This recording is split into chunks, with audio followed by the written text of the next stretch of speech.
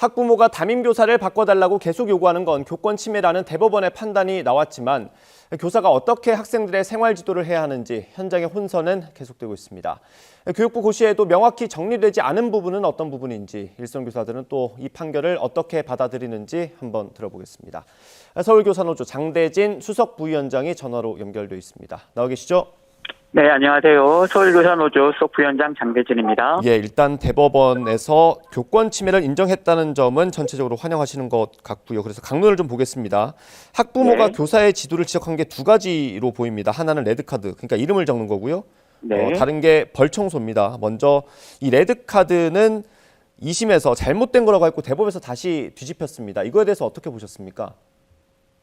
일단 스티커 부착 같은 경우는 이제 생활평점제 관련인데요. 예. 서울시 교육청의 생활평점제 길라자 빼보면 생활평점제를 학교 단위에서 사용할 수 있게 되어 있습니다. 그렇기 때문에 일반적으로 학교 구성원들이 합의한 이러한 상벌점제, 예를 들어서 생활평점제는 이것은 적법한 생활지도로 봐야 되지 않을까라고 생각을 합니다.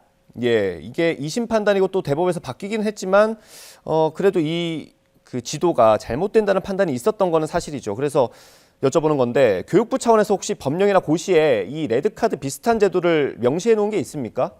9월 1일 날 시행된 생활지도 고시에 보면 일단 보상을 할 수 있다라는 그런 규정은 있는데요. 벌점제까지 가능하다라는 명시적인 문구는 없는 상태입니다. 그러면 이 레드카드 제도라는 거는 어디에 근거를 하고 있다고 볼 수 있습니까? 제가 봤을 때는 이 레드카드 제도는 일반인 생활평점제나 아니면은 교육벌과 같이 어찌 보면 문제 행동을 벌이거나 수업 방해 행동 등 생활지도가 필요한 학생들 대상으로 할 수 있는 교사의 생활지도 영역이지 않을까라고 생각을 합니다. 예, 알겠습니다. 요거는 이 정도로 정리하고요. 다음 벌청소 부분을 좀 보겠습니다. 이게 네. 쉽게 얘기하면 이제 어떤 학생이 잘못을 했을 때 벌로 청소를 시키는 거 아니겠습니까? 이게 네. 현장에서도 많이 하는 생활지도입니까?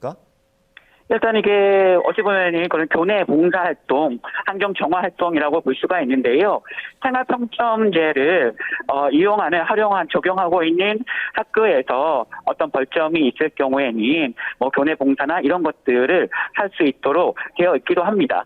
그리고 일반적으로 선생님께서 다른 학생들과 학년 초에 학급 회의 등을 통해서 그렇게 내부적으로 어떤 잘못된 행위를 했을 경우에는 벌청소를 시키겠다라고 해서 하는 경우도 있습니다. 아, 학생들과 이런 걸 정하기도 한다는 말씀이시네요? 네, 그렇습니다. 아, 알겠습니다.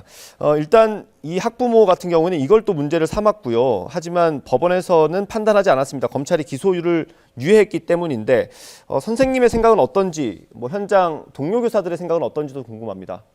일단 대법원의 판단이 어떤 것이었냐면은 교보위에서 교육활동 침해로 본 사안에 대해서 대상 학부모가 이걸 취소 처분 소송을 건 것이고 여기에 대해서 어찌 보면 학부모가 과도하게 담임 교체를 해달라고 민원을 제기하는 것은 교육활동 침해다라는 것을 대법원에서 확인시켜준 것이고요. 그렇다면 이제 문제는 대법원에서는 명시적으로 스티커를 부착을 하거나 아니면 벌청소를 시키는 것에 대해서 판단은 하지 않았습니다.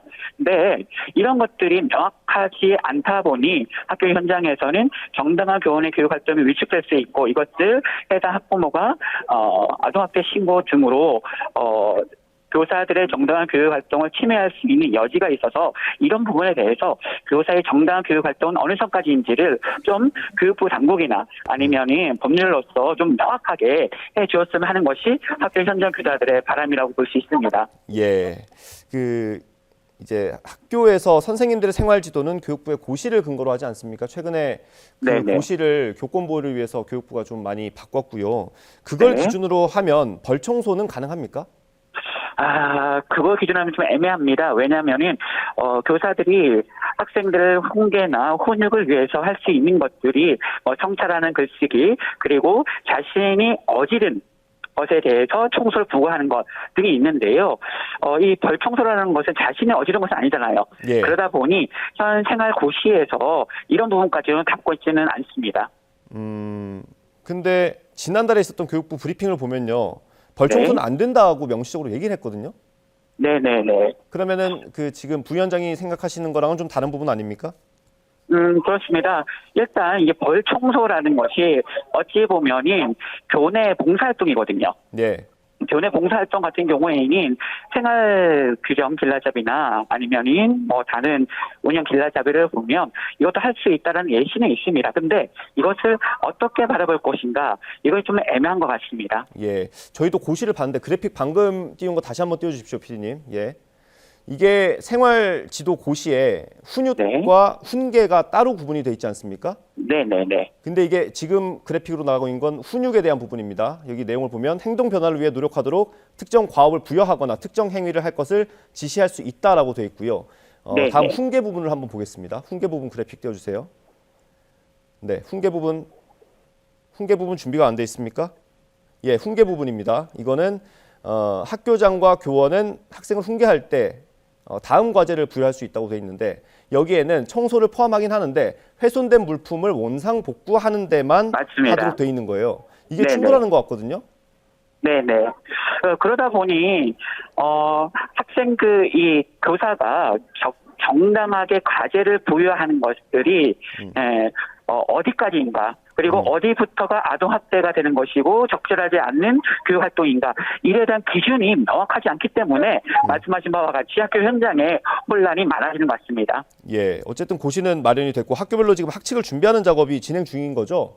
네, 맞습니다. 10월 31일까지 생활지도 고시 내용을 반영한 학칙을 개정을 해야 합니다. 예, 근데 이렇게 해석이 달라지면 학교마다 방침이 많이 달라질 수 있는 거 아닙니까?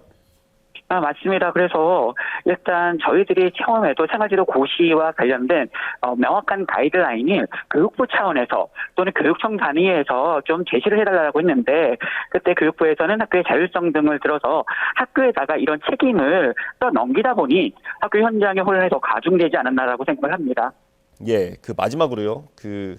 저도 이걸 벌 청소라는 거를 이 기사를 보면서 알게 됐는데 사실 뭐 비교하는 게 좀 부적절할 수 있겠습니다만 제가 학교 다닐 때는 뭐 그런 개념도 잘 없었던 시절이 있었는데 교권 회복을 위해서 이렇게 구체적으로 명시적으로 정해 놓는 게 좋습니까? 아니면은 교사들의 재량권을 좀 확보하는 게 좋습니까? 일단 교사의 재량권을 좀 더 확보를 해주는 것이 필요하지 않을까라 하고요. 그런데 그러면 이 교사의 재량권과 현재의 법률 체계가 좀 부딪히는 부분도 있을 겁니다. 예를 들면 아동복지법상에 정서학대 부분이 있거든요. 그런데 이 정서학대라는 것은 코에 걸면 코골이고 귀에 걸면 귀걸이가 되는 겁니다. 그래서 모든 교사의 교육활동을 정서학대로 볼 수 있는 여지가 너무 크거든요. 그러다 보니 일단 교사한테는 이러에 대한 자율권을 주고 그리고 아동학대처벌법이나 아동복지법상의 좀 애매모호한 부분 그래서 정당한 교사의 교육활동을 침해할 수 있는 부분에 대한 법 개정도 동시에 필요하지 않을까 생각을 합니다. 네, 알겠습니다. 오늘 말씀은 여기까지 듣도록 하겠습니다. 서울교사노조 장대진 수석부위원장이었습니다. 감사합니다. 네, 고맙습니다.